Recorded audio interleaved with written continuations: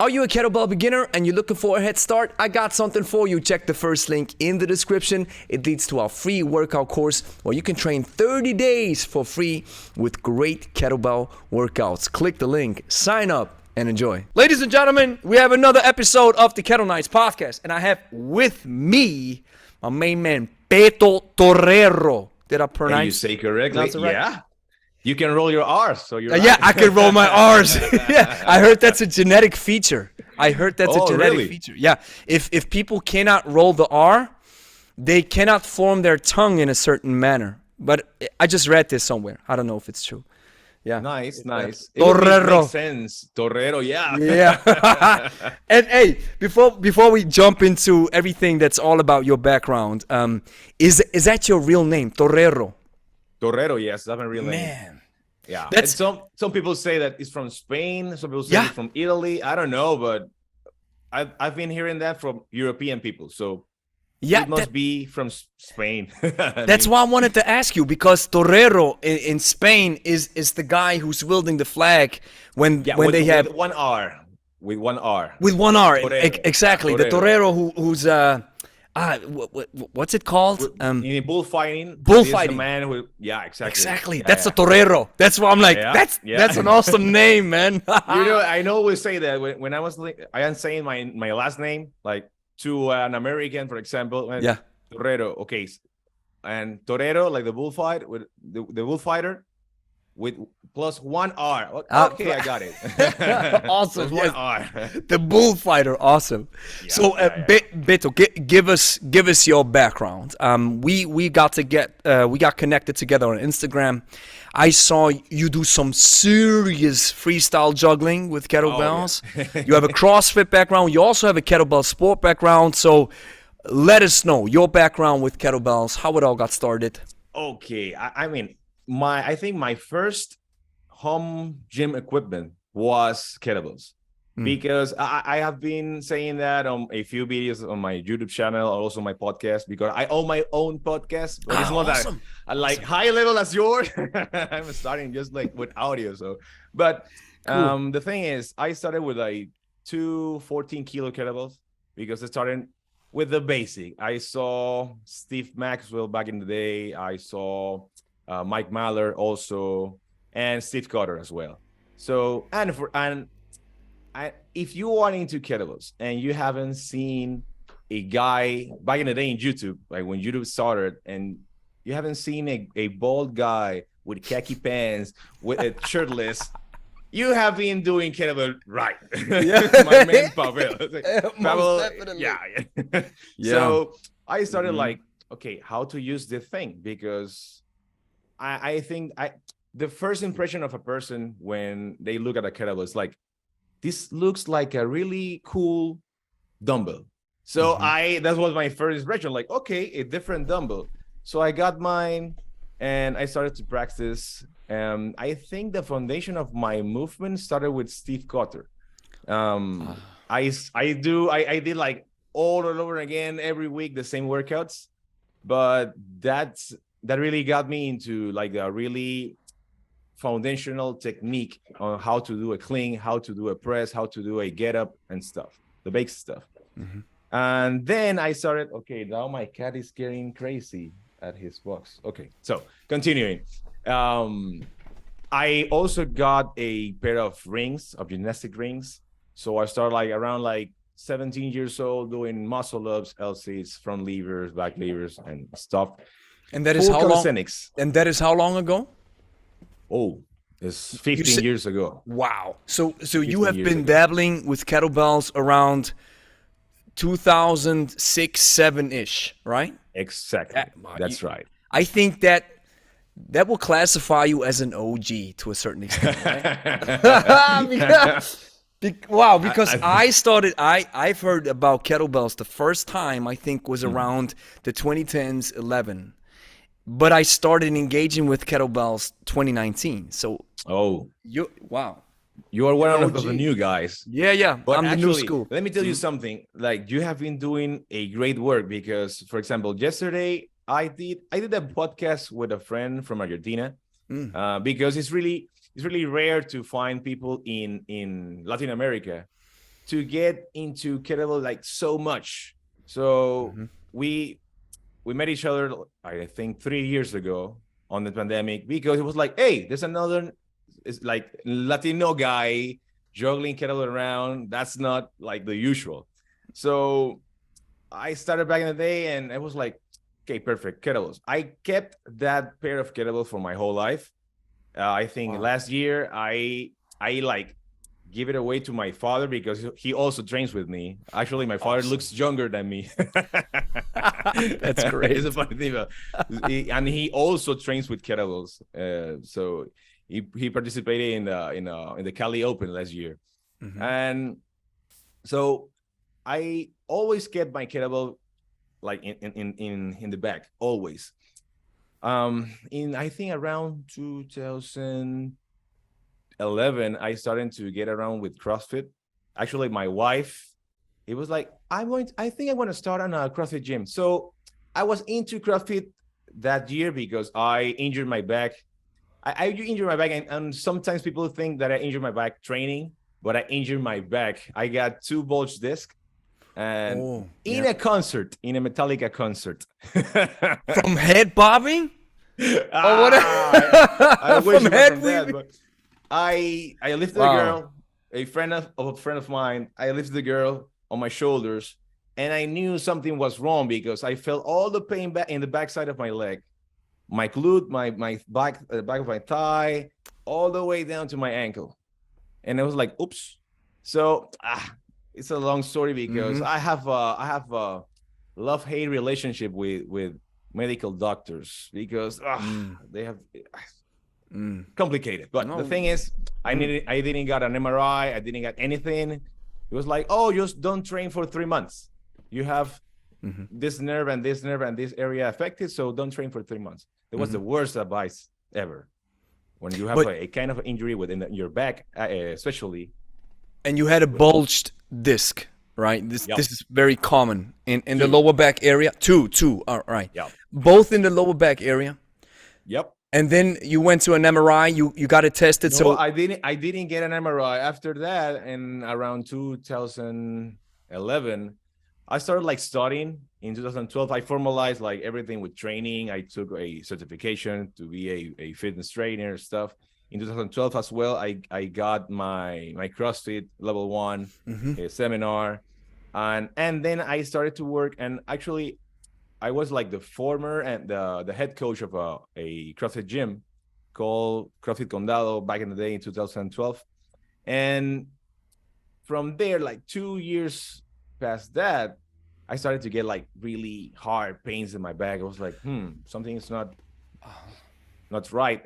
And I was really strong at the time. In Panama, back in 2012, I was like the top 10 athletes in CrossFit here in Panama, and was at a really good level. But then my back was like, hey, I'm here. You have 2 bulge discs, but you don't know. Wow. Then, because I have studied and stuff, like, hey, this thing looks like I have something affecting my lower back. Maybe a bulge disc between L5 and S1. So I got my MRI. I was like, yeah, you have one and another one between L4 and L5. And from that moment on, it was in 2014, I dropped down everything. It has to be with cleans and snatches with barbells, and start like doing just swings, snatches, and low upper body stuff. But in that same year, I have to get an surgery because that bulge disc pop out. So that's when all my training paradigm shift, because I have to get back into, because I have to work. I was a trainer full time. So my rehab was calisthenics and kettlebells. So I returned to the roots of my training with kettlebells. And that's what I've been doing since 2015, the start of that year.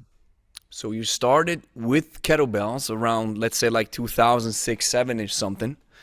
Then you delved into CrossFit, became an athlete and a coach as well, right? Got your cert.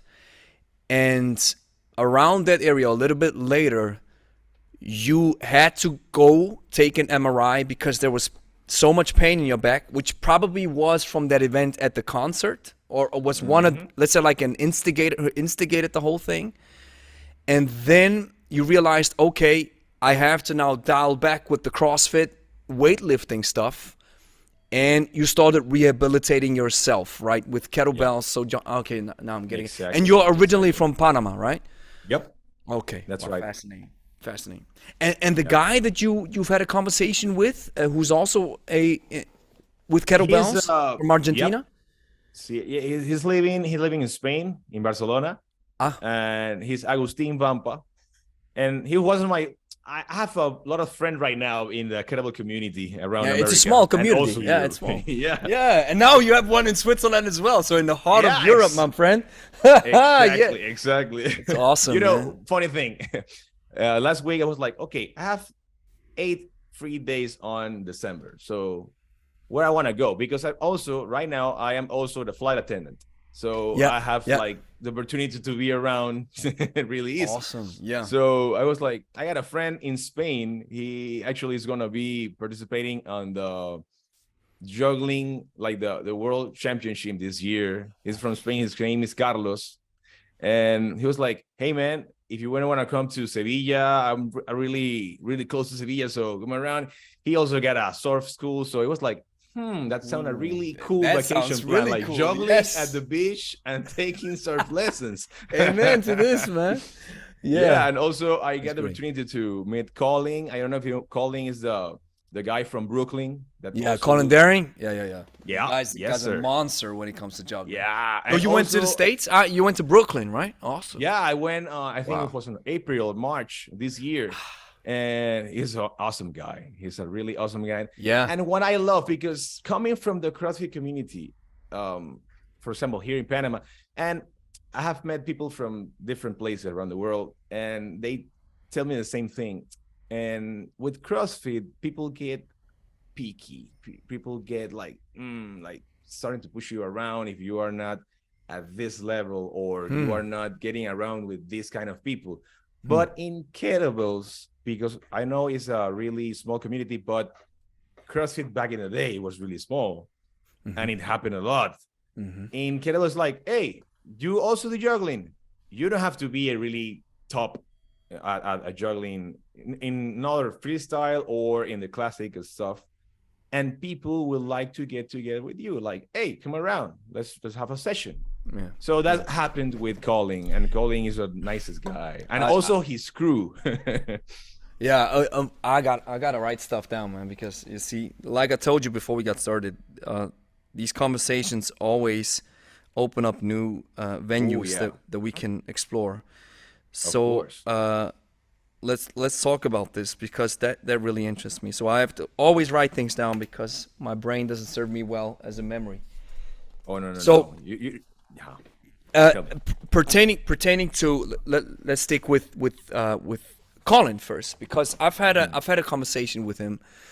He was on the podcast as well, and we had a great conversation. And what I think is interesting to see is, and I want to get your opinion, or just your feedback on this, is he's crazy when it comes to freestyle juggling. All right, he does stuff which is out of this world. Yet, yes, he does. People sometimes seem to not ignore, but maybe they don't see that he's also going hard on the basics. I always see him do snatches, swing, press, squat, just the basic stuff. He also does some barbell stuff, some club bells and mace stuff. And as we shift this conversation from Colin into juggling, there is this difference, right, between freestyle and classic juggling, right? Oh, yeah. And do you think that there are any benefits that you can take away from juggling that are not included in the basics? So what I'm trying to say is, people see Colin, and I got tagged on his social so many times because they're like, you got to react to him and blah, blah, blah. And I did this, and then we had a conversation. And what I sometimes think is, and he replied this in an Instagram comment. He said, sometimes maybe people get confused with my tricks and stuff. And I'm like, yeah, but you're still down with the basics. So what do you think? The freestyle juggling stuff looks awesome, looks cool. Are there any benefits compared to the basics? What do you think? I mean, there's a lot of benefits because normally when you train like any kind of or any particular, I am not talking about a particular training method. Mm-hmm. I'm talking about like regular fitness stuff. Mm-hmm. If you are not a bodybuilder, and I said that to my friend Agustin, you will not train rotation. You will not train in the transverse plane. You will only train in the sagittal plane always, and maybe on the frontal plane. So the juggling, and I mean, it could be on both, on classical or on freestyle, but on freestyle, because you are doing so many crazy stuff.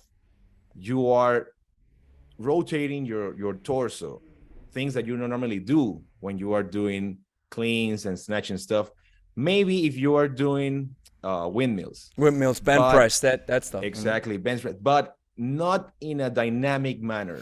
For example, if you are going to be a baseball player, you need to be able to coordinate your lower body and your upper body in order to get that rotation to twist your body in the same manner to hit that ball really hard.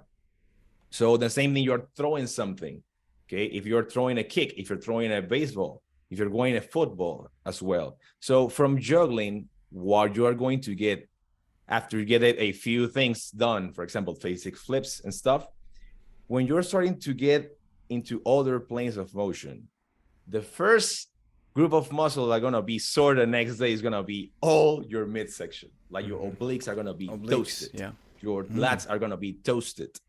And your mid traps also as well, and your lower traps, things that you normally are going to be stimulating a lot of your upper traps when you're pressing, when you're snatching.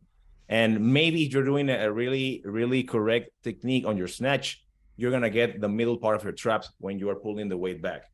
But for me, that's the main benefit. And also you don't get a lot of traction. You're not getting yourself pulling away from you to the sides and to the front in normal and regular training. Just on the snatch or the clean, you get a little bit of traction in front of you, but not to your sides, not opening from your midline to your left or your right. That stuff. That for me will be the key benefit. Mm-hmm. And that's something that I also see with lateral stuff, right? Because with kettlebells, we most of the time we train in the sagittal plane, right? In that movement pattern. And what I love about I call it the lateral flip, right? Where you just flip the kettlebell in front of you, right? Yeah. This is where you get some traction and some little rotation, or just the frontal plane that you not normally engage in. So that's where I most definitely see your point. And if we stick to juggling, the classic and freestyle, the way I see it, and I just see it from the surface, freestyle is do whatever you want, and whatever kind of flip or vibe or rotation or whatever have you're able to pull off, do it. And classic has disciplines, right? Yep. The thing is, with classic is, I don't know if you, I mean, I don't know if you know that, but juggling wasn't a discipline in kettlebell sport until last year. In 2021, they included on the the Russian sport juggling in kettlebell sport. Before that, it was just long cycle and doing a biathlon. So because it's a sport, it has a structure. You need these requirements. You have to pull out so many tricks. You have to pull out a routine that is this long. So I don't know all the details about that, but the main idea is that you have a structure. You have every couple of flips and tricks, you have to stop what is called a static hold. Yeah. Basically, you're holding it from the bottom, okay, and you stop right there. And that's a requirement. So there's a structure on the classical kettlebell juggling. That's the main difference. In freestyle, it's gonna be all of your taste. You're gonna be doing stuff that you like, and that's it. And visually, you're going to be you're not going to be seeing from a classical juggler a lot of mills. When you throw the kettle from one side, the kettles go all the way up and cross to the other side. You're going to be a lot of those type of flips, mills, and changing stances. That's going to be the main thing, because it's what get the most, like, it's going to be more impressive for that kind of juggling. You're going to be having the kettlebell like not like far away from your body, but you want to be seeing some distance between your arm and the kettlebell flipping. In freestyle, it's different. If you have seen calling, It's close. is Everything's all around about here. yeah. It's And also yeah, it's he's massive. fast. He's Yeah, really fast. That's something that's so amazing. I mean, I've started playing around with juggling just recently. And matter of fact, I did a video on YouTube just with the basic stuff, with the frontal flip, the side flip, lateral stuff, between the legs, behind the back, which I saw from Jeff Martone. I don't know if are you familiar with Jeff Martone? Yeah, of course. He was my first in-person coach. You see, that kettlebell world is so small. Yeah. And let me write this down. Because I have a thought, and I need to. We're with Jeff Martone, but I want to say something about the community, because you said something about the community about kettlebells, right? You said, "Hey, are you juggling with kettlebells? Awesome, let's get together. Good vibes only, right?" Yeah. And with CrossFit, it was a little bit so, right? Mm-hmm.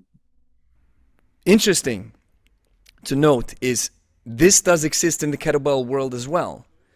Oh, for sure. Maybe not as intense as in CrossFit, because CrossFit's way bigger. But this tribalism mindset, or this certain way of thinking that if you follow one philosophy, you cannot borrow or listen to the other one. This tribalism in kettlebells it exists as well. Yeah.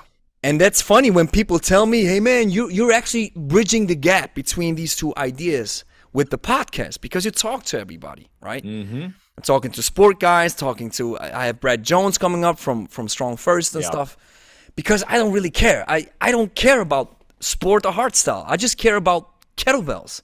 And if you have a great idea about it, and of course you mentioned Pavel, which I mentioned so many times on the videos or in the podcast, is you can't have a conversation about kettlebells and not mention Pavel's name. It's almost, at least in the West, it's almost in the West. Impossible, right? In the West, right? Yeah. But this thinking that if you follow one philosophy, you cannot dabble around with the other, right? Sport and hardstyle or whatever. All that, I truly call it crap, because now after learning from all you guys, from all around the world, from all sides, we talked about it right before we started recording about this open-mindedness. It just takes your mind and your learning abilities and capabilities through the roof. For sure. Talking and learning from everybody, right? That, like, following that idea, I don't want to get too deep into CrossFit, but I don't know why people are so mad or they make fun of CrossFit without being conscious about, hey, fitness is fitness right now because of CrossFit. You like it or not. People are selling kettlebells, people are selling barbells, people are selling TRX because of CrossFit in the way they are doing right now, because they did what they did in 2006, 2004. So when people get, that's CrossFit, because it's CrossFit, man, I can tell you how much I learned from being a CrossFit coach, because being a good CrossFit coach is so tough. And here's why. You have to learn how to run. You have to learn how to row. You have to learn how to jump rope if you don't know. You have to get better in weightlifting. And you have to be better at calisthenic movement. And you can add dumbbells, kettlebells, and stuff. But then you have to mix all that and make it efficient to your clients. And also if you got athletes, because also CrossFit has a sport, so have to be adapting all the key components from the main disciplines, call it kettle sport, call it weightlifting, and then applying it to CrossFit because it's different. And that's all a thing that I make fun of CrossFitters because they like to say they are not specialized. But CrossFit by itself, when you are doing CrossFit, you have to specialize because nobody do that kind of stuff. Nobody do toes to bars with that keeping stuff and then go to do 50 reps on the box jumps. So you need a special technique and special methodology on how to do transition, how to push yourself, how to adjust to this kind of workout. And that is specialization, because you are not going to know that if you are a swimmer. So going back to the thing of the CrossFit and stuff and the old school and juggling, it's funny because normally I recently had a conversation with a friend. I only know 2 people here in Panama that also train like mostly with kettlebells. So this guy, Javier Sarmiento, is also one of them. And he is all about hardstyle and strong first. But he also is like, hey, juggling. So I really like juggling because it seems like a lot of cardio. I know you're right. It's a lot of cardio. And I don't like running. Also, cool.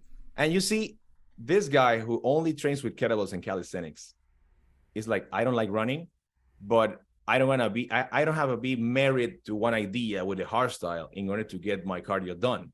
I can get from juggling, which is another school of thought, and it comes from the Russian. And for me, I don't know if that's my opinion, but the thing with the hardstyle and the classical style, crap, I should call it all comes from Russia, basically, because they see Pavel as a traitor. I mean, now they are looking at Dennis in California, Denis Vasiliev. They are seeing him as a traitor because he's not in Russia. He's teaching Russian kettlebells. He's a sellout. So, yeah, exactly. But that's always the same. That's always when you are popularizing something and you become very successful and you make money off of it. God forbid you make money off of it. People say you're a sellout. But let's stay on that topic. I think that's interesting. You know, and I have to make myself clear because sometimes it gets misunderstood. I don't call kettlebell sport or hardstyle crap. I mean the issue between people. Yeah, the issue. Exactly. So just want to make this clear. And I think you got what I'm saying, but sometimes people listening to it, they're like, oh, he said it's crap. So it's not, most definitely. Two schools of thoughts that are clashing. And funny thing that you're mentioning Russia. If we take a look at the history, the documented history of kettlebells, and funny, I'm going to quote. Maybe you know him. You know Geronimo Milo from Argentina? Sure, for sure. All right. So we got connected as well. So that's why I really love that kettlebell thing. You get connected with everybody all around the world. Yep. And he did extensive research into the history of kettlebells. And he shared this with me. We had back and forth conversations. I made a huge video about it. It was a 20-minute video where I talk about the origins of kettlebells. And funny thing, yes, of course, they were market weights. And there was this one time when there was a call for a unified way of a market weight internationally, or at least locally. And then everybody adapted it. And everybody adapted this market weight, which seems to be a 24 kg or just the competition kettlebell that we have now. So that size, right? And funny thing is, we have people dating back to the beginning of the 19th century from Italy and from Germany who started tossing and doing feats of strength with market weights, with kettlebells. So, and we had this great conversation with Geronimo. He said, there may be people from India or other tribes or Russia who started dabbling around with the idea of tossing around kettlebells. But it is not documented.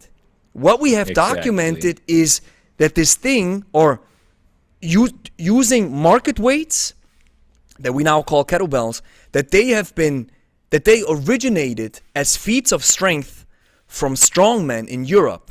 Then it found its way into the circus. Then it found its way into juggling. And that's what I think is so fascinating. Juggling is the original way how people started using market weights or kettlebells. And from there, you have one of the most pivotal person, the most influential person in Russia. His name was Dr. Krajewski. He was the left hand from the ruling Tsar. That was the beginning of the 19th century.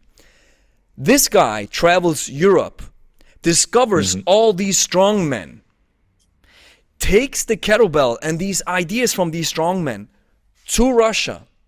Then he has his students, Georg Hackenschmidt, Pete Lazinski, Uncle Vanya, heavyweights who started developing the idea of kettlebell training with cans, so longer shaped forms of pressing and cleaning them. And they took it then to the next level. And that was around 1905, 10 something. So then it was that's where it probably became a staple in Russia. Because you had the guy, the Dr. Krajewski, making it popular in Russia. But it originated in Europe, which is incredibly fascinating. So that's why I always say when Pavel came with hardstyle, or just his idea of training, he made it, first of all, way more accessible. Just do deadlifts, press, and squat and stuff with it, right? Do it more easy in a way than the sport stuff, or just cleaning and pressing and doubles and with competitions, just not easy to do. And then I had conversations with John Duquesne, who was the guy who started this whole thing, RKC thing with Pavel, who said, hey, we came up with our own ideas. So they had their own idea in their own right. And while I do understand that maybe some people from the Eastern Bloc, from Russia, don't like how Pavel don't like Pavel's spin on kettlebells, we cannot underestimate the fact that he popularized his idea with kettlebells in the West. And I love what you said about CrossFit. When CrossFit took a hold of kettlebells, it exploded in another level of popularity. So that's where I see where this whole thing comes from. So whether you like Pavel's idea or not, I think they're interesting. I don't consider them absolutes. I don't take every word that he says as the truth. I say that's his way. And yes, there's some merit to it, but there's also the other way, which is completely different. There's also merit to it, right? Sure. I mean, what you said, and this is like the pivotal point in what Pavel did, is you have to take into consideration. And what I love about training mostly these days is about culture and psychology, because he came here, and we got to understand, if you haven't been with a person from the east of Europe, you don't know how the personality, how the culture of things going on. So when, for example, when you come to America, and this is a really funny, and maybe my friends from Chile are going to get mad, but talking about culture, I was flying from Panama to Chile, and this guy from America told me like, hey, speaking to me in Spanish. It was like, hey, you're from Panama? Yeah. I know the whole crew is from Panama. Yeah. Oh, nice. Why do you say that? No, because Panama is a really cool country. Why do you say that? Because I lived in Honduras for 8 years, and I loved it here. It's a poor country, but the people are nice. It's really warm to get into cultural groups. And the same in Panama. Okay. And what about Chile? I was like, I don't know. They are like us, like Americans. They are cold. And it was like, the different about the culture, and you can say that from different perspectives and around the world. When you talk or you live for a couple of days with a Russian person, you start to notice differences. So for me, in my opinion, Pavel was so smart to understand the cultural differences between, okay, Russians are doing the thing because we're doing this thing, and that's what we're going to do. And now I am in America. people like to look good. They have to have the biceps, the pecs, and everything, and do cardio and stuff. So I need to get the main idea from that place, because I am the specialist now, right here in this Amen. land. And to translate that into what they can consume and also to apply into the fitness industry. So for me, Pavel was a genius doing all the thing into the fitness. So you don't have to divorce from one idea to another. I love this. You man. can, for example, for me, even when I was doing CrossFit, what I love about CrossFit is you can never get bored, because personally, I did with this with my clients and also with me for 3 months in the year. And I also take into consideration, for example, Christmas, carnivals and stuff, because if you're going close to carnival, people have to get like really shredded and stuff, going to the beach and stuff. So 3 months focusing on weightlifting, 3 months focusing on calisthenics, 3 months focusing on cardio, and 3 months focusing on CrossFit by itself. And it's not a long time. 3 months is a really maybe short time, but you don't get bored. And that's what I do with my training. Sometimes I get into, for example, I have like 20 people tagging me in reels and stuff about juggling. I was like, oh, all hyped. After 2 months, I'm like, I don't want to do juggling for a couple of weeks. So, and I turn myself into another thing, to doing some kettle sport only things like snatches and stuff. And then I switch it up. Okay, I'm going to be doing more hardstyle stuff and doing more body weighted dips or chin-ups or pull-ups or Australian pull-ups, for example. Mm-hmm. So I don't know why people get married to one idea or one school of thought, because, yeah, and this maybe, I don't know, people have thought that even if you are an athlete in some discipline, a kettle sport athlete would not only do snatch, clean and jerk, or cleans. They will do jump squats. They will do deadlifts. They will do back squat even. They will start doing push-ups. So they are using calisthenics. There's a guy, I think Alexander Kostov. Right? Mm-hmm. Yeah, of course. Mm-hmm. So you are going to be including all these things from different methodologies and systems to get better in what you want to get better. Mm-hmm. Mm-hmm. So what are you getting mad about? What methodology do you use? You only need to get the better or the best thing for each system or methodology and apply it into your own in order to get the best results. Well, I think you made a lot of powerful stuff that you said there, and one thing that I see that immediately jumped into my mind when you mentioned, hey, I like to just hang out with juggling a little bit, then I get into weightlifting, then I get into hardstyle, then I get into different things. I think it might also be a cultural matter. Some people just love structure. I do this, and I do it until I die. I do the deadlift like this. The setup is always the same. When you see Cristiano Ronaldo taking a shot, he always stands very wide, getting ready, breathing.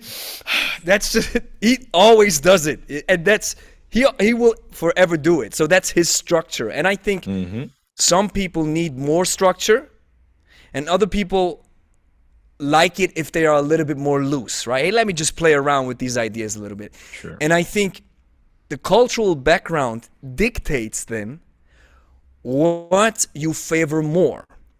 Do I favor somebody like, I'm on the same page like you, but what I do is I have Monday, Wednesday, Friday, Saturday planned out, and I do sport, long cycle, jerk, snatch, bench press, push-ups, squats, double cleans, different push-up variations, pull-ups, incline bench press, juggling, Turkish get-up. I have everything. And it never gets boring, even though I tend to do some exercise. I love jerking, for example. I love the jerk. I'm just a huge fan of this exercise. So that's just my structure. So imagine you and me, guys like you and me, be like, hey, you know what? Whatever you feel free, do it. Yeah. And then you have maybe somebody who's who has a cultural background, who needs more routines, they maybe gravitate towards somebody who tells them, listen, there's only one way to do it. I'll show you how to do it. And if you do it differently, you're stupid. Right? And then you're like, okay, right. My guy, he said it, I got to do it, right? So I do believe there are some tendencies. And another fascinating aspect that you mentioned about culture, that I had a conversation with Kettle Jitsu. His name is Joey Alvarado. He's from Los Angeles, I think, LA. And he said, we had this conversation about Pavel.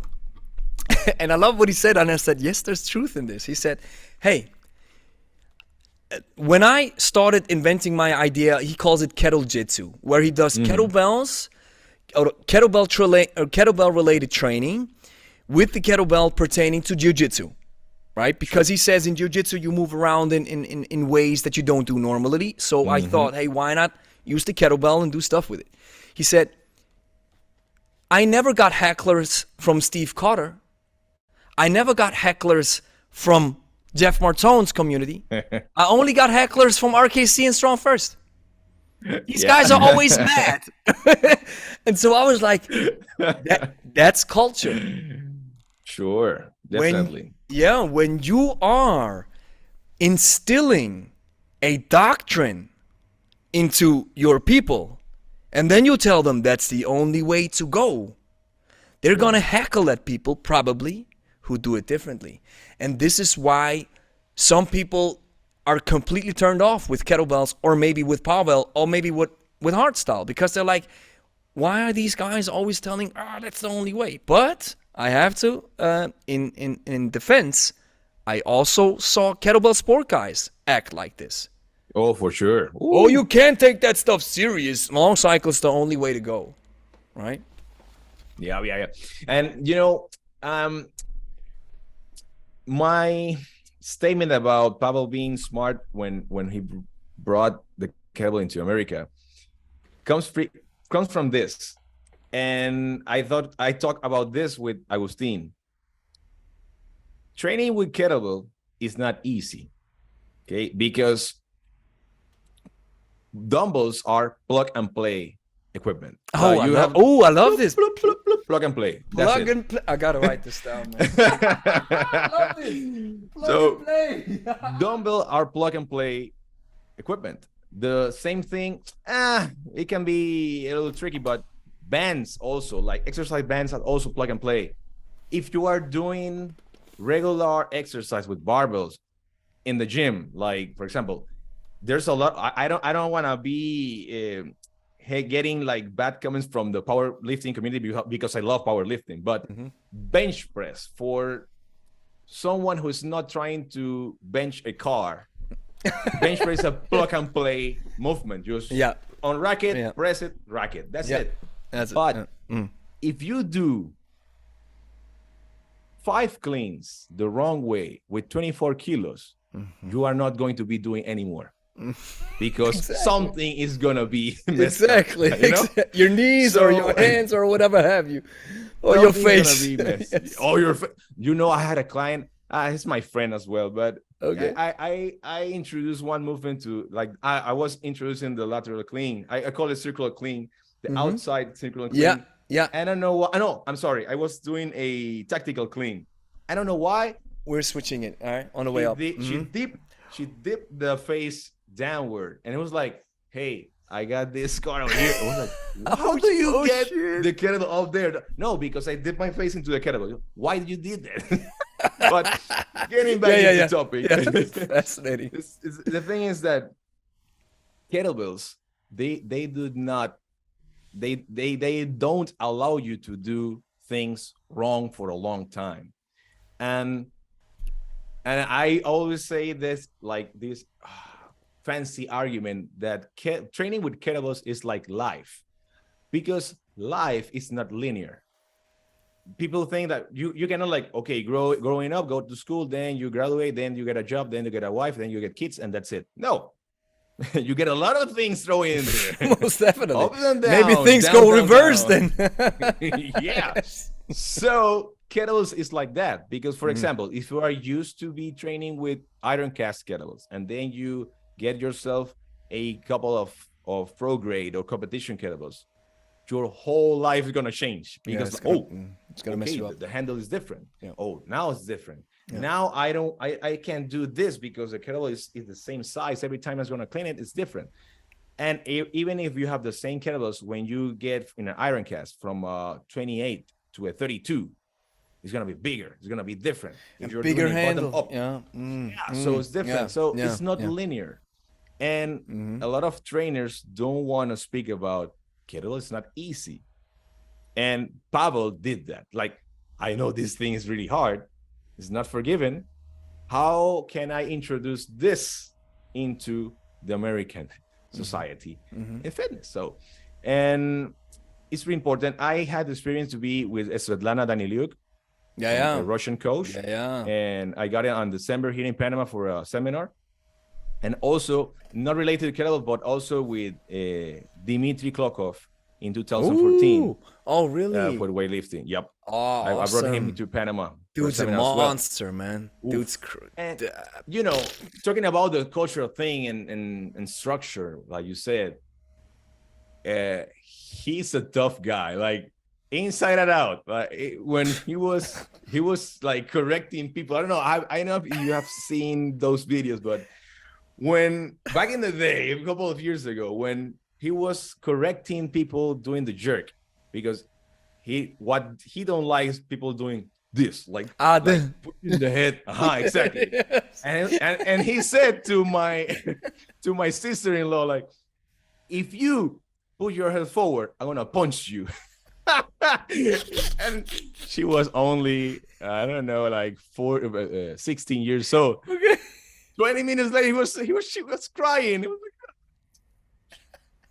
I was like, hey, take it easy. He's joking around. He's not gonna punch you. But actually, he had punched some guys.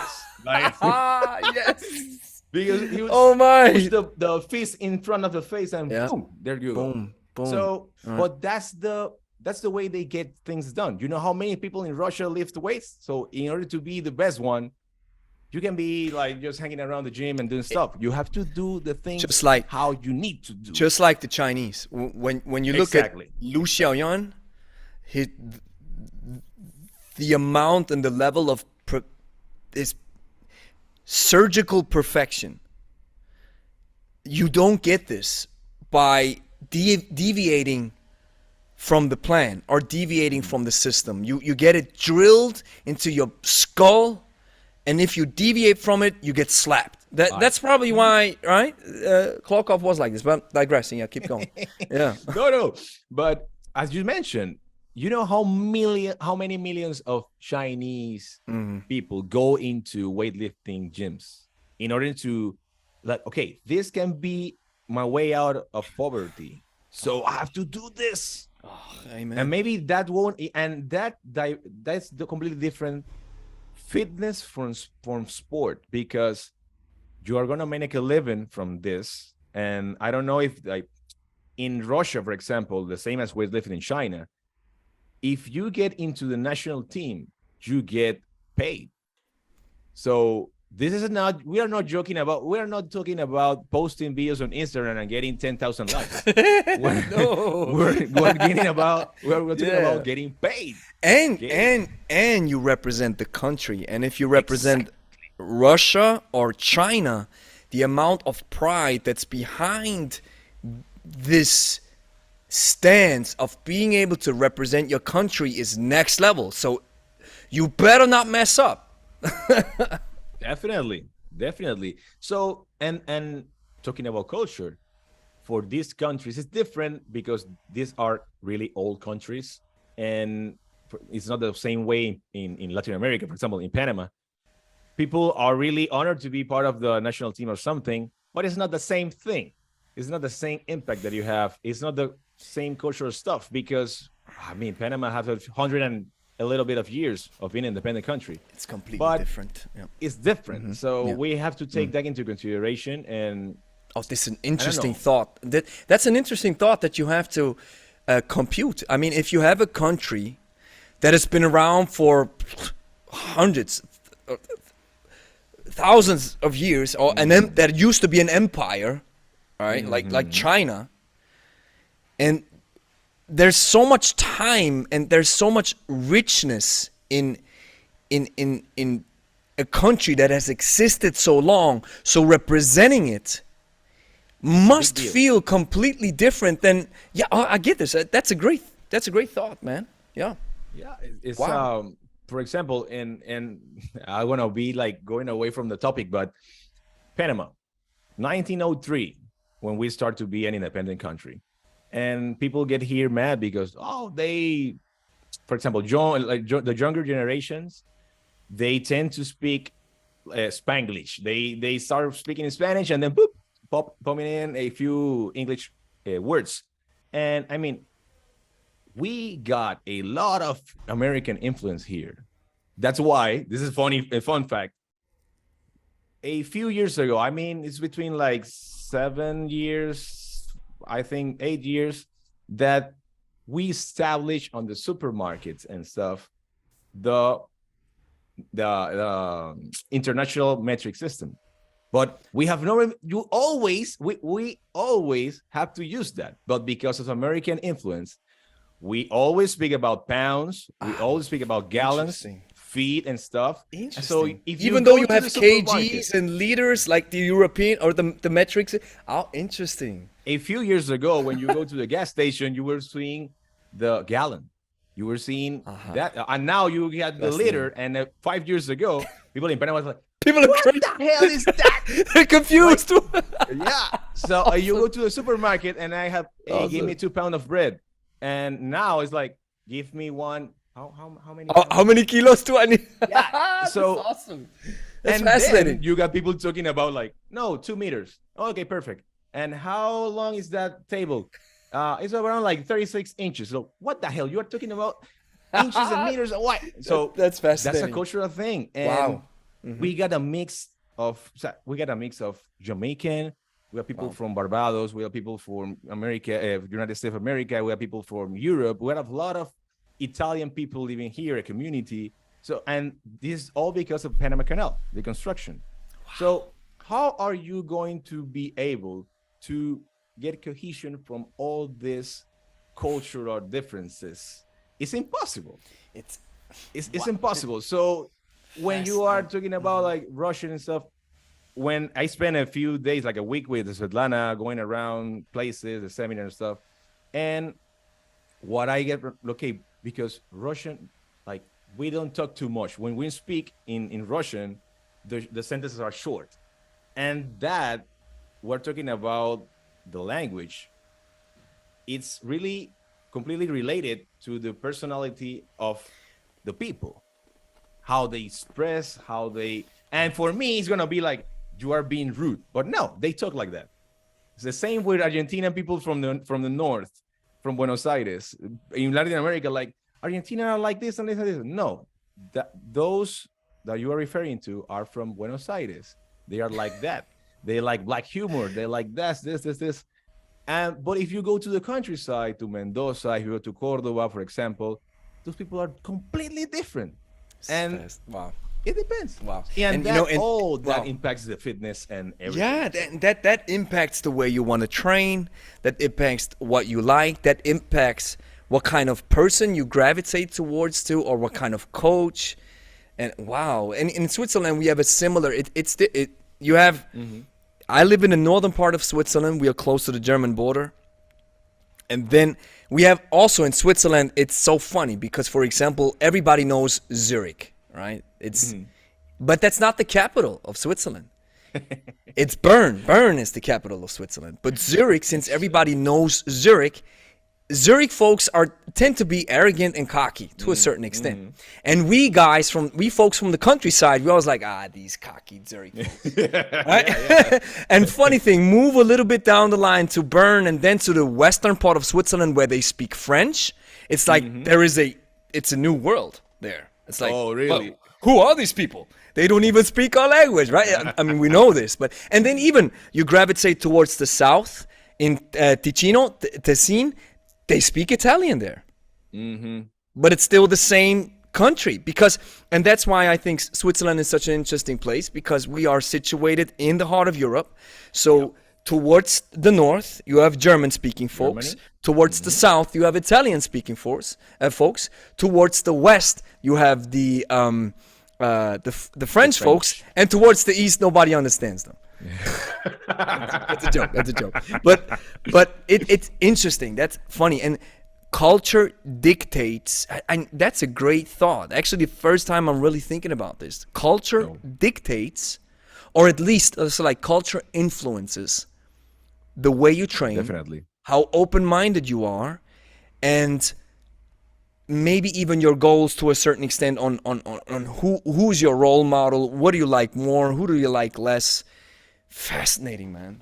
You know, and man. like landing that idea to the ground is, for example, you know, why is the main reason, or for me, that kettlebell sport is not going to be a thing never in, for example, in America, is because it is not glamorous. It is not, you cannot, I mean, for example, Amen. Yeah. running is not glamorous because you cannot post things like running stuff. At least you are a sprinter, for example. Like you know, I'm running. Imagine a marathon runner, IG living his run. Hey guys. So that's not fun. But if you, for example, let's put these two samples. You have kettlebell sport. So I do biathlon. So you have two different things to do.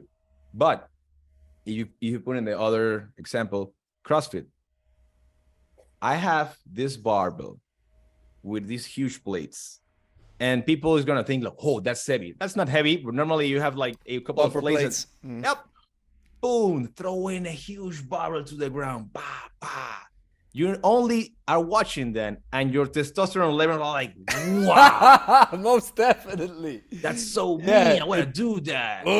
You pump up your like testosterone. All veiny, and you are sweating, and I like that. Wow. But if you're doing kettlebell sport, for example, if you're jerking for 10 minutes, you're gonna see the guys dying. Yeah. But it's not glamorous because you cannot. If you see. Okay, I seen an orange a ball, I seen a yellow ball, and this guy is holding a green ball. If you are not related to that, the size is the same. Just the color is different. So like, they are having different because they like different colors. That's why. So you cannot comprehend what is happening there. Exactly. And if you haven't at least when people it's like, oh, you do kettlebells, yeah. What do you do? So I snatch for 10 minutes. I only switch hands once. Like, what the heck? Once? Yeah. And your grip? You better have a good one. So, and you cannot comprehend then when you are watching a video of Dennis or, I don't know, Kostov or Markov doing stuff. You cannot do that. Yeah, and that's culture. Oh, man. And let's just stay on the topic because you're hitting the nail on the head, and we have to acknowledge this because we're on a quest for truth. So even if we like something, we have to look at it objectively. I don't think, and maybe you can you follow me, maybe you have a different experience, but if somebody, I don't care, Markov, Rostov, Vasilev, or Dennis, Ivan, the big one, the big guy. What's his name? Denisov. They post a 10-minute set, right? On their IG or whatever have you. I respect it. Please don't get me wrong, folks, when you're listening. Mm-hmm. But who watches this? Nobody. Exactly. Nobody. Nobody watches you do 100 reps with a long cycle. Even though, don't get me wrong, this is double 32s, 10 minutes, 100 reps. You are a legend, my friend. Most definitely. And it's probably I'm sorry to interrupt you, but to get the idea to something, 72 pounds on each hand for 10 minutes. It's massive. Yeah, it's massive. It's just absolutely crazy. And the feats of strength, power, endurance, everything comes together nicely. And the technique, I mean, we don't even touch technique now. Just the feat, what you're able to pull off with double 32s. is massive, but it is boring. If you watch something, you watch the last couple of minutes or the last couple of seconds. And I think some of the Russian guys realize this, because you see Markov only post some reels where he's like, "Pah! Pah!" Exactly. And then you hear some music, pa pa pam pa pam pa pam. Then he drops them and he's like, and then he screams and that's, there you go. That's what you're saying. It's more glamorous. It's more sexy to watch. Doesn't mean that you can't get a lot of benefits out of it. Doesn't mean that people are not going to like it if they engage in it. But it means that, pointing back to what Pavel did, being a smart man alongside with John DeCane, is, you know what? Let's take this thing and make it sexy. That's basically what he did, and that's what we need to do as well. And that's why I came up with this idea of being a hybrid, right? A hybrid is a person who understands the teachings of hardstyle, or just I love how Sean Mosen coins it, and I use this phrase so many times. He says, "Listen, it's either high tension, double-handed hardstyle swing with a 48 kg for 10 reps, that's high tension, or it's high volume, 24 kg 5-minute snatch." So that's what you are doing, either high tension or high volume. Of course, they overlap to a certain extent, yes, but sure, that's what it is. So combining both makes you a hybrid. And funny thing is, as I'm having these conversations with folks, kettlebell folks all around the world, almost everybody agrees. It's like, yeah, I do both. Of course. So I am, I have both philosophies. I follow them both. Makes you a hybrid. You know, for example, and talking about, and like I want to get like a conclusion about the cultural thing, because what you said about Markov is like he's improving his marketing, like all the campaign, how he's presenting the kettlebell sport to the world. And also you have to take into consideration that how the social media exposed in different parts of the world, because the algorithm doesn't work the same in Russia or in the west part of Europe or in Latin America or in America. It's different. So when you have this guy doing 10-minute jerks, or even a reel, a 10-second reel doing jerks like Markov, like really hard, and you have this guy at the park with a rounded thing, blue or yellow, doing flips and throwing the kettle from the front to back and stuff. Which one do you think in the American culture, in the West culture, is gonna be most like from people? Like the juggling? So the juggling is gonna be the one. But when people ask me, like, how do you get into that? I do a lot of endurance stuff with kettlebells. That's when I got my base. That's why I can do juggling nonstop for 1 hour, basically, because of that. And that's why, for example, for Colin, he's doing dips, weighted dips. He's doing weighted pull-ups, muscle-ups. He's doing squats. He's doing the basics, man. Yeah. And I do the same. Of course, you have to be responsible with yourself to do this stuff, and also you have to be responsible as a viewer, as a social media consumer, because you are only seeing or watching the highlights from those people, from those athletes. So though you cannot assume that that's all they do. That's all they do. Though people do sometimes, they think that's what they do all day, every day. And so, you know, wow. And to add to your thought about this conclusion, which I really like, it depends on the algorithm works differently, the world of social media works differently, how to make it sexy. Markov improving his marketing game. And you know, it's the same thing with YouTube, man. It's the same game. When I just backtracking just a little bit, when I stepped into the kettlebell world, right? It was when I got certified by Steve Carter in 2019. So then we dabbled around with kettlebells a little bit, but the pandemic it didn't even force. It just led to the fact that Angie and me were training with kettlebells exclusively, streaming everything live. Yeah. On YouTube. So that improved our kettlebell game most definitely. And I found a new passion then with kettlebells. But I mean, I'm in the kettlebell game now for let's say like maybe close 1.5, 2 years, close maybe. I've switched my YouTube channel in the middle of 2020 to English. And I saw one thing, and I told Angie so many times. I told her, listen, there's a throne in the online kettlebell world, at least on YouTube, and I don't think somebody has taken the crown yet. We're all contenders. I'm a contender, and of course you have the OG guys. You have Strong First, RKC. Of course, they all exist.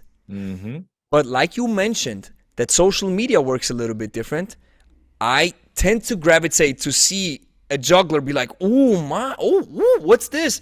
And then you get them interested in kettlebells. They maybe become your client. So maybe that's how you run your business to a certain extent. And YouTube works the same. If you are the best, but your thumbnails are crap, your titles are crap, and you talk a lot of stuff that nobody cares about, your video is 25 minutes long, it's not going to work. So you have to follow the rules. So essentially what you and I are doing is we follow Pavel's footsteps, applying a great tool to the culture and to the systems and to the rules that apply to make it more accessible and, of course, make a business or make a living out of it or whatever have you, right? Absolutely. And yesterday I got a comment on a video, or I think it was a podcast. I was like, hey, you guys, like your content is great and stuff. Also, I got info from Gregory from Level Start. Oh, he's a really great guy. Because the thing is, awesome. I know that you are new at the game, but you have been doing stuff like you should in order to get the proper attention.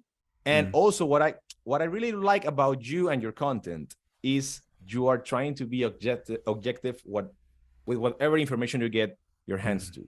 You're not like, okay, I'm gonna be doing just long cycle and biathlon. Boom, that's it. No, you're like, okay, what is this? What benefit can I get from that? Oh, perfect.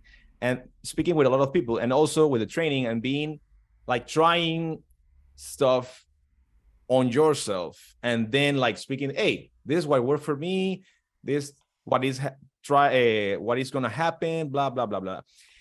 And the thing is, in Spanish, in YouTube, it's really hard to be really popular on YouTube if you are not doing comedy or if you're not doing blogs and stuff. And fitness is all about English.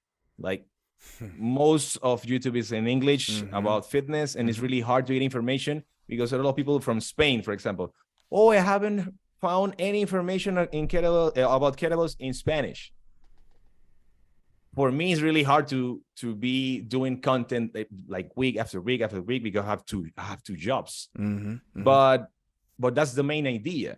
And I also thought about the idea of switching my content into English because, as you mentioned, there's no king right now on social media in YouTube about kettlebells. We're all contenders, and you know what I love is I got a new.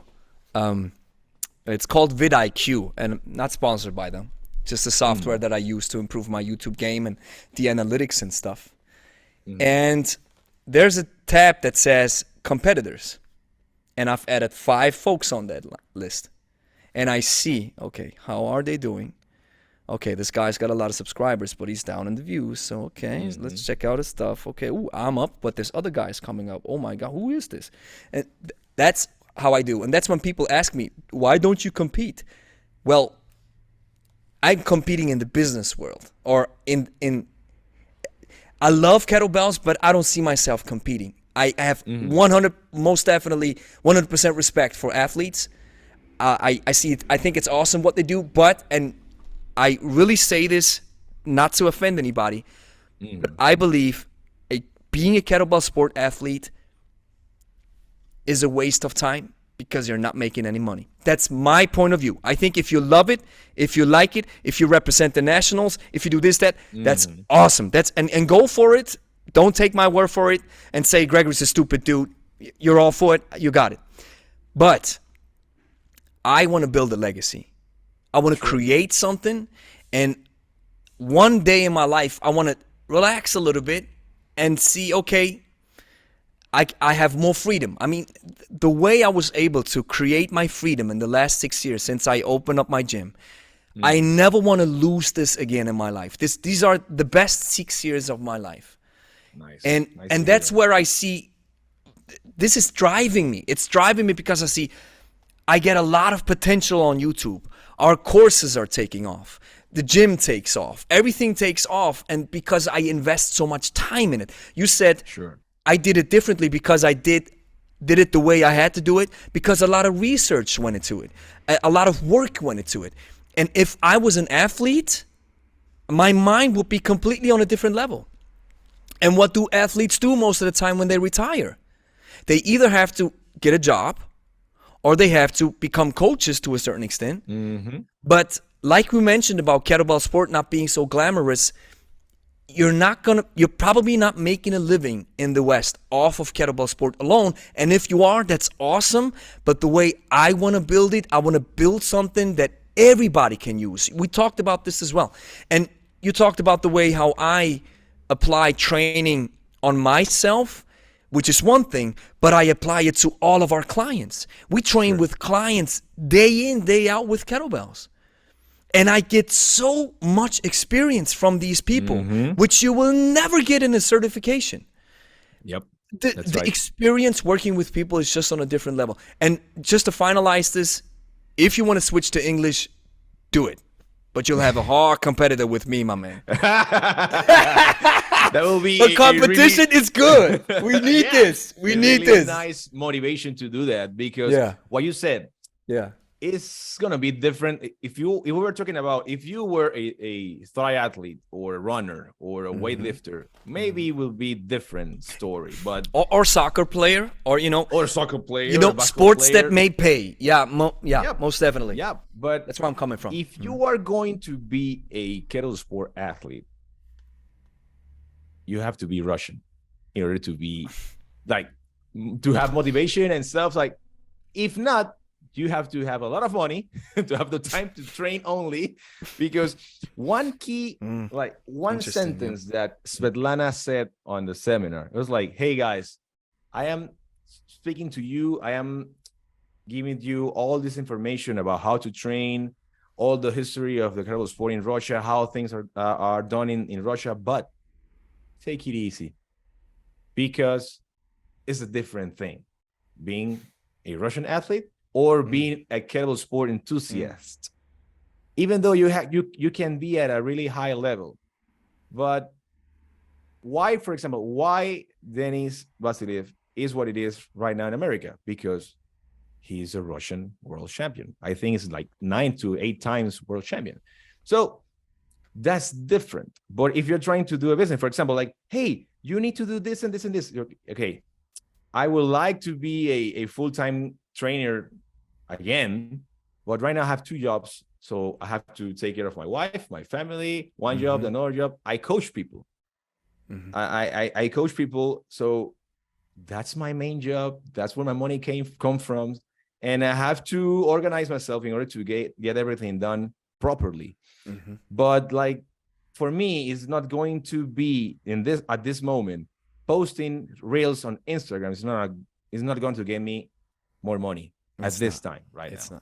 Not, and just one thing that you mentioned about Svetlana, I know her as well, and she was in Switzerland. She's real, man, and she's so awesome. That speaking the truth is something. Sometimes people don't like it, but it's a fact. People grow up with kettlebells in Russia, and I think she said this, or maybe one of the other guys. I've had conversations with Valery Fedorenko, Arseniy Zhernakov, these Russian heavyweights in honored master of sports, and I think he said, well, there are. I don't know who it was. I think it was one of the Russians who said, well, there are champions, in the West, and there are champions in Russia, and these are 2 different things. I was like, yeah, most definitely, because these guys are just they sleep with kettlebells or whatever have you, right?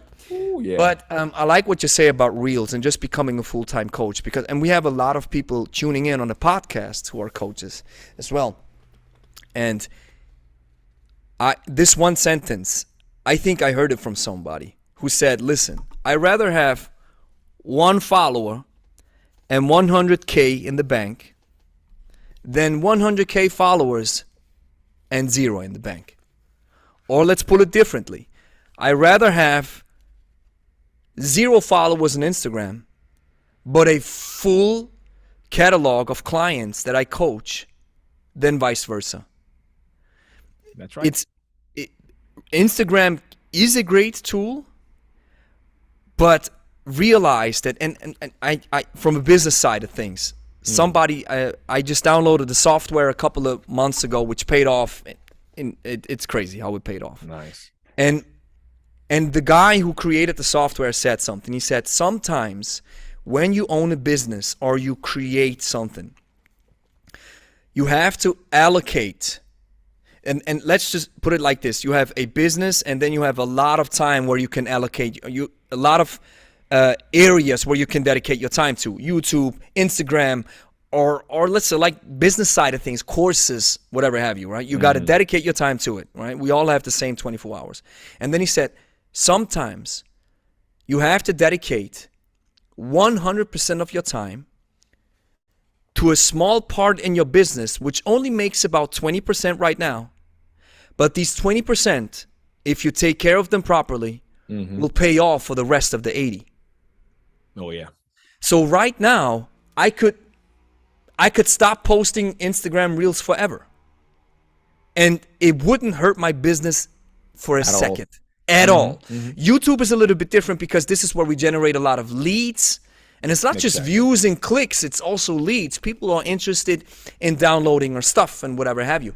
But on Instagram, I could make it a ghost town and nobody would bat an eye. It's just another, for me, what I've seen, like, and for a lot of YouTubers as well, Instagram is just another way to expose your content, but it's not a way to monetize nothing. I got a few clients from Instagram. Yeah, but the most of my referrals from other clients. My clients tell another person like, hey, I have a coach, blah, blah, blah, blah, blah. Okay, boom. And they, hey, somebody told me that you, and that's it. And just training, recently, mouth to mouth. Man, wanted to say, sorry, sometimes I interject too much, but I just wanted to say this. I read a statistic, or I don't know who it was. He said, don't get it confused. Mouth-to-mouth marketing is still the most powerful tool on earth. You can spend billions on advertising. If people talk about your product and they say you are awesome, people are going to flock to you. Oh yeah. Man, and that you only get that when you own a gym or you run a gym. From in my experience, I run a gym, and I was really young, so that for me was school to be in charge of a gym at 21 years old for 4 years, and being responsible of everything with my wife. I was like, it wasn't my business, but it was like my business because I was 24/7 there. And what you said about experience with the relationship with clients, how to deal with certain situations, and what get the money in your register or your bank account is completely different what you see on social media. People have to get into that, and especially young coaches, man. I mean, you and me, we're young too. May I ask, what is your age? 32. 32. I'm 38. So I think we are in a age. I still consider ourselves young, right? For sure. Young and hungry, most definitely. And what people have to understand is you have all these amazing tools. I mean, with YouTube, I was able, and we have to understand is with YouTube, I was able to now generate an international business. Now I'm able to serve clients all around the world. It used to be only in the gym, but now I have the possibility of generating income with potential clients from all around the world. We generate about 500 to 600 leads per month, online only. So that's a potential base that you can sell your stuff to. Sure. And just to reiterate, your stuff has to be awesome if you want to sell something. Still, doesn't matter how good your marketing is or your YouTube. But at the end of the day, it's just the stuff that generates money is only one thing, and that is, how good are you at solving the problem of your client? The client does not care if you have millions of views on Instagram or YouTube, whatever have you, if you cannot help them solve their problem.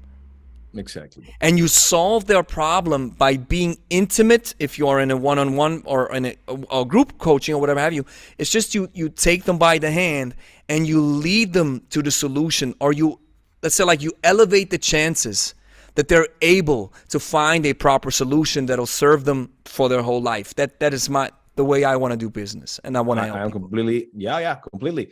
I completely agree with you. And to add to that, talking about like in-person training, you need to solve a problem, but sometimes that problem is not, and that's what I love about psychology on training. And because sometimes people the problem is to lose fat. The problem is to get rid of a back pain. The problem is to get more muscle. Perfect. But there are some underlying causes that you as a trainer, I don't care if you do online, I don't care if you do group, I don't care if you one-on-one personal training, you need to get into a relationship with your client. And if you don't understand your client's life, you cannot help them. If you don't take into consideration what they do for a living, if they have kids, if they study, if they do, for example, I don't know if you are my screen freeze. Okay, are you hearing me? Yeah, everything. Okay, perfect. Yeah, perfect. Yeah. So, for example, that if you don't know if they are doctors, if they are teachers, if they have 3, 5, or 1 kid, if they have anxiety, depression, or something running in their life, or an ill relative, for example, someone is at a hospital, you cannot be pushing your client into a certain direction. You cannot be doing recommendation about what to eat or how many hours to sleep to get if you don't understand the whole picture. You have to understand the whole picture of every client, and that will solve the problem on the long run. And you will build a relationship with your clients, and then that word is going to be spread to another one, because mouth to mouth referrals are based on confidence. You are not going to be listening to a person that is not your friend or a relative and taking that word seriously. Like, if this man is saying, or this woman or this kid is saying this, is because he really appreciates what the coach is doing for him. So that's really important for me. And the gym or the fitness industry, to some extent, if you are selling digital products, that's different. But if you're getting with people, the fitness industry is a relationship-based business. That's what it is. You have to get into relationship with someone to understand all the stuff going around their life, and then help them to go into a certain directions. Because all the changes that you need to do, nutrition, training, sleep, whatever it is based upon habits, is based upon culture, is based upon a lot of things that you are not going to see on an in-body scan to know how much bone density or fat percentage or muscle or everything. So you have to get in a relationship with a person to understand the life, and it's really important. And from that point, you're going to be making money when you get a really good relationship with a lot of people. I mean, well, I see 2 points which come to my mind. First of all, the fitness industry, or the way we, being a coach, let's niche it down a little bit to being a coach, because the fitness industry on general treats the masses, which is a system that I loathe. I was working in a gym and I hated it. I loved the communication with clients. I actually loved what I did. but we treated everybody the same. And that really I didn't understand it. And I always use the similarities or the parallels to a mechanic. If you bring your car to a mechanic, you want your mechanic to take care of your car right now or on a given schedule, and you don't want the mechanic to turn up, or you turn up and the mechanic be like, listen, I have 50 cars that I have to take care of. Here's the wrench. Go start working on it on your own, and then sometimes I pass by and see what you're doing. You'd be like, what? No, I want the mechanic to take care of my car personally. Well, what about this? Isn't this more important than a car? That's why I don't like the general gym culture to a certain extent, because it's only for it only serves a small minority of people. Statistics show that 67% of people sign up for a membership and then never go. Or they stop going. And the other thing, I do agree to your point of building a relationship, and let me add something to this, which might push back to a certain extent. I think as a coach, you also have to realize when to refer out, when you know, okay, this goes out of hand, especially when you, for example, have an obese client. Obesity is such a complex topic that I just read a statistic, which is mind-boggling grim. 9 out of 10 obese people regain the weight. Because at the end of the day, if you have been overweight for a very long time, your body starts adapting to it, and then you start fighting your own biology. So stuff gets really complicated. I realized this. So you have to understand when to still, and I love what you say. I just had this example with a client. I understand her pain points. She has been obese for over 10 years. We have been working out and training, and I'm like, listen, I know a few doctors from down the road. They're good people. Let me talk to them, and let me see if some kind of medical intervention can help you. And she was like, yeah, awesome. So I am guiding her towards that road because I believe it may help her. Yet at the same time, I think a coach also has to understand that you cannot influence any and every decision of your client in his or her life. Exactly. So you have to understand when to step back and just serve as a guidepost. They come back to you after being away from training for 3 months. You still have a welcoming smile on your face and be like, hey, awesome that you're showing up. Even though this sometimes happens to me, I'm like, wow, I think to a certain extent, I believe there is probably a genetic feature to it. To people who stick with something, especially fitness and training, and people who don't, to a certain extent. But I love your point, and at the same time, we have to understand when to refer out and when to step back to a Sure, I had a conversation with a orthopedic surgeon last year, and I was talking about bridging the gap between disciplines and also fields. For example, as you mentioned, I will recommend some things about your nutrition, but if you want to get a plan, you have to go to the person that does that. If you need something repaired on the shoulder, you have to get surgery. So, and the thing is that trainers, for example, wants to build like nutritional plans. That's not your job. And also want to do rehab as a physical therapist. That's not your job. You have to get into that to understand the processes and stuff and the basics. And you have to understand but medical doctors, physical therapists, and trainer have to work along. Not everything on the world. I said the same thing about a year ago when I talked to a physiotherapist. I said it's like a triangle. We cannot talk independently from each other. We have to talk to each other. Exactly. Right? The doctor says, listen, your back pain, maybe weak muscles. Go talk to the guy who's teaching you to swing some kettlebells.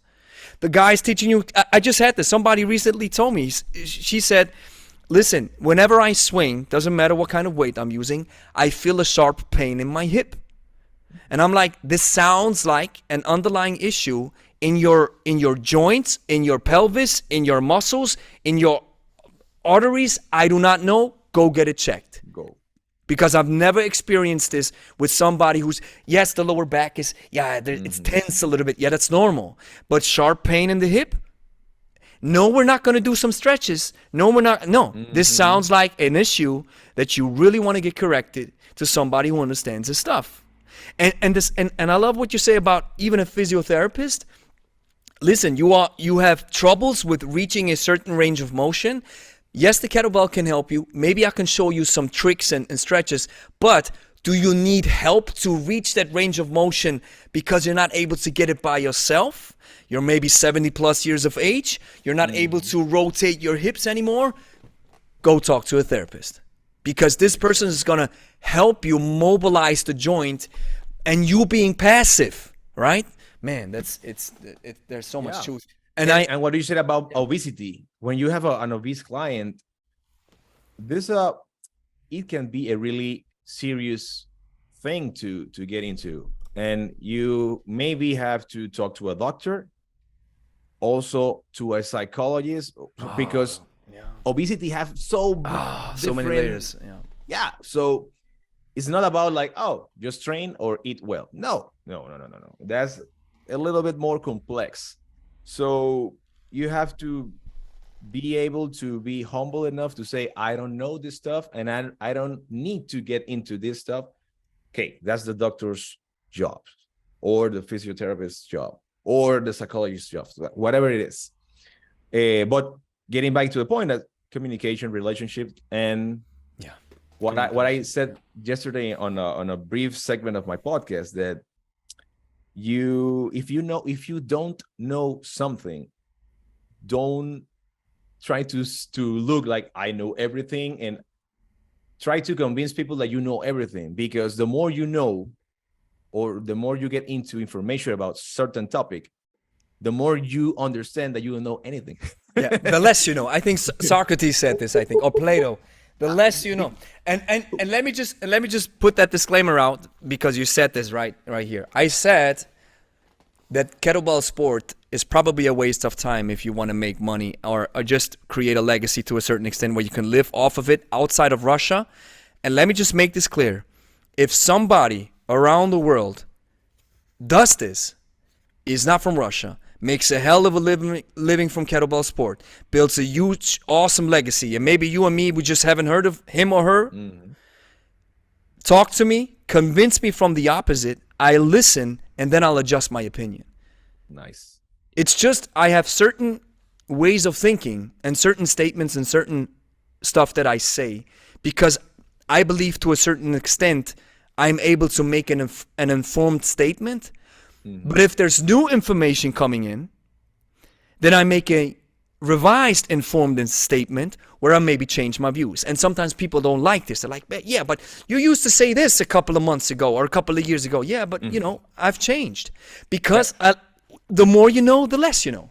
Yeah, exactly. Right? And life is not linear. Like the linear. Okay, there's a way to go, and that's no, life's not like that. And adding to that, what I think is also a waste of time, and it doesn't matter which industry you are on.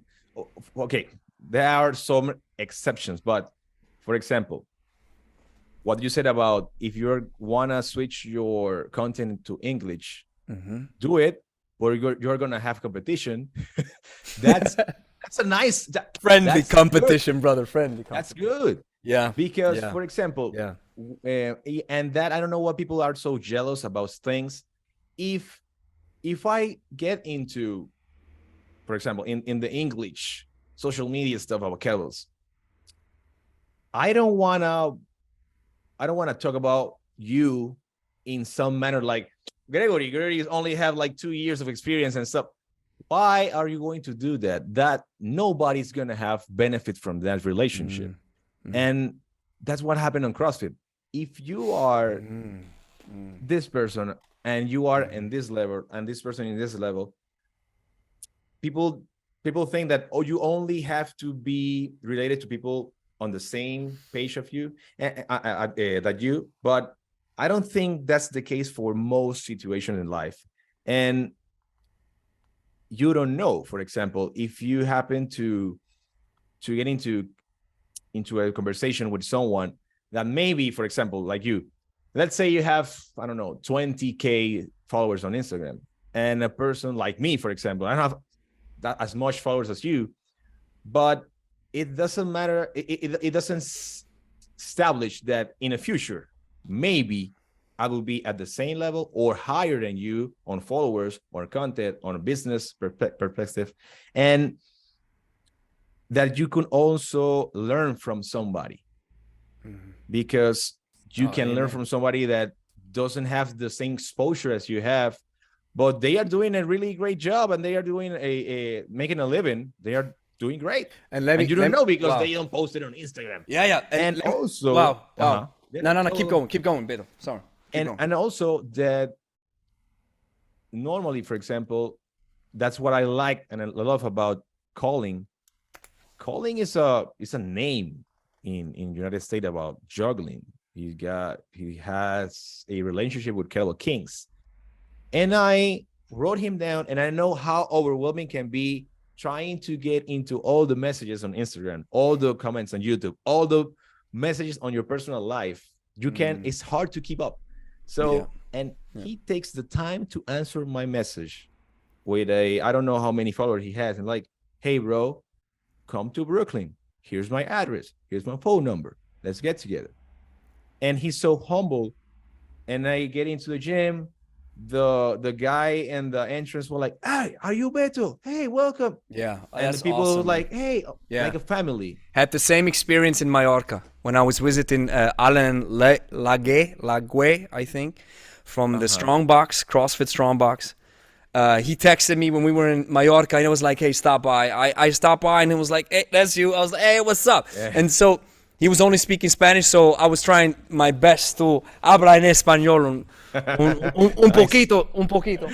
And I have a friend who works in the shop, right? He's from Cuba. A lo cubano. Oh, a lo cubano. I love this. Yeah, when I hear him speak, I was, listen, hey, hablamos solo en español, amigo. Todos estamos en la calle, amigo. We talk like this, right? And I love his accent.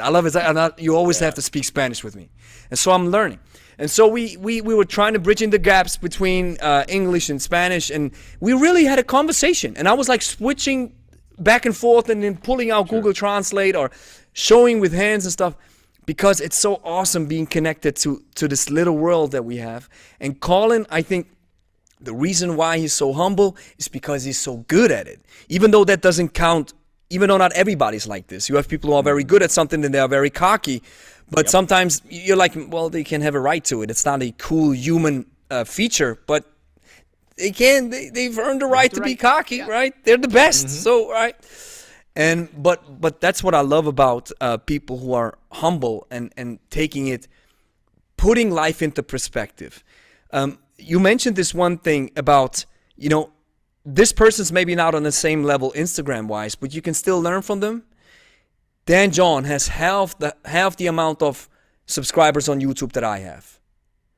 But Dan John makes a living off of his coaching. Dan John is an OG in the world, and every one of us can learn something from Dan, most definitely.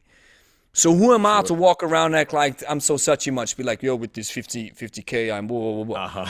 And even let's just assume I have 1 million subscribers on YouTube. Even on that regard, I always take another step back where I'm like, listen, being famous, to me, The Rock is famous. Roger Federer, the tennis player from Switzerland, famous. Cristiano Ronaldo, famous. Messi, famous. Michael Jackson, R.I.P., famous, right? That's what I call famous. And if these people maybe don't have the time to text you back, well, okay, I do understand. But we always have to put into perspective, the kettlebell community is so small, so if we start acting like come on, man, that just doesn't fly. And also about the community, if we all, not all, but if more of us get together and try to speak about this, to expose how to use the tool, the many ways that you can use the tool, the better for us. That will be better for us if you get together with this coach in Brazil or this coach in that, or me, I get together with this coach from Australia. I don't know. Everyone's gonna get exposure, and that's gonna help. And let's talk about human things. If you can help someone become better, why not? I mean, why not? Amen. If you have that power in your hand, for example, like you, if you can speak to a coach who doesn't have, or she, a coach, if her Instagram account doesn't have a lot of followers and stuff, but you know that the content, the knowledge, experience is worth the time, why not? And help her, for example, like, hey, and people can get into that. For example, I don't know if you know who's Coffee Fitness on Instagram. Yeah, it's a vicious guy. He's a juggler. I think it's a tank, trains with everything. Yep. Yeah, he flips around 202 pounds, like I don't know, it's like 80 kilo kettlebell. He do snatches with 48, like it's nothing. I think I know the guy. On Insta, at least, yeah. And I mean, he's humble enough. I mean, he's really busy, but Colin told me that, hey, he asked me for some advices about this and this and this. Well, why not help him? So, I mean, and if you want to start comparing like followers, it would not make sense to have a conversation. But Coffee, I don't know the name. I don't. Daniel Coffee is his name. His videos, he's wicked. He's wicked strong. He started doing like meals with 24 kg behind his bike. Wow. Yeah. So I was like, okay. And you know how impressive is to watch that. And that could be like the leading factor to a person who is just scrolling on Instagram every day and watching this and like, hey, what is this?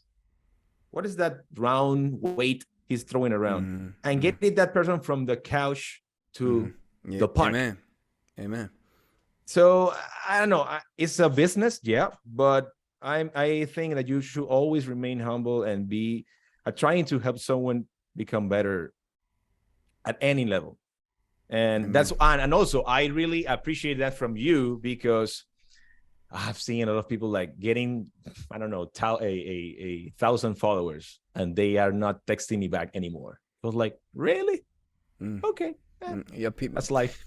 It's like I mentioned, there famous people or hyper famous people.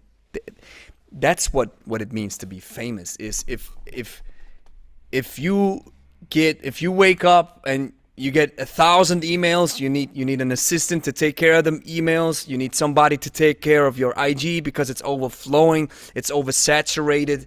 You don't even see the comments because on one video you get 7,000 comments.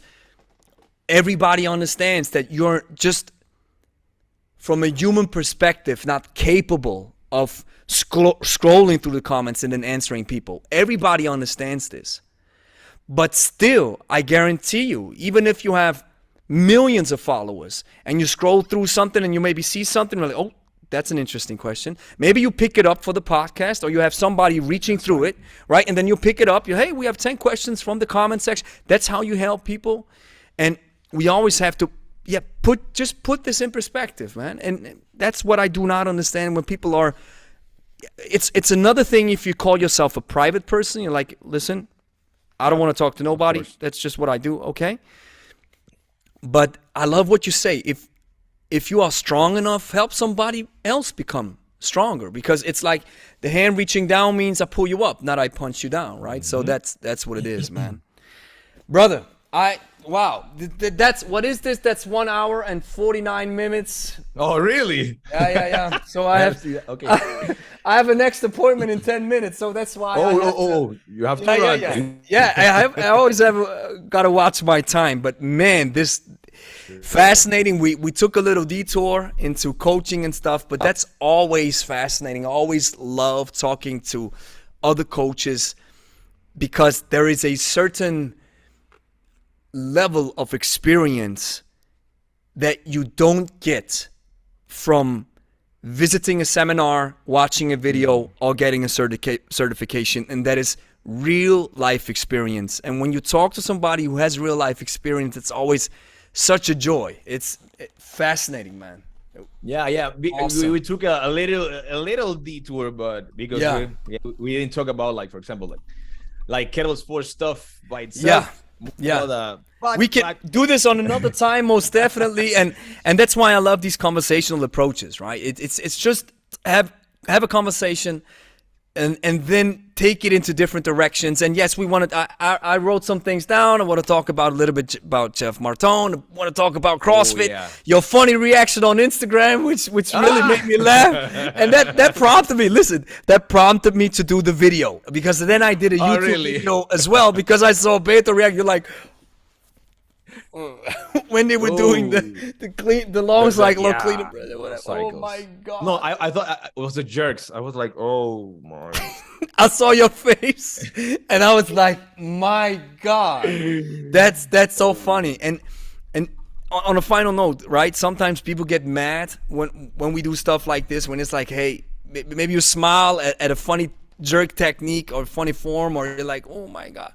But at the end of the day, I think that's always also something that really coaches have to take with them if they want to maybe grow online a little bit.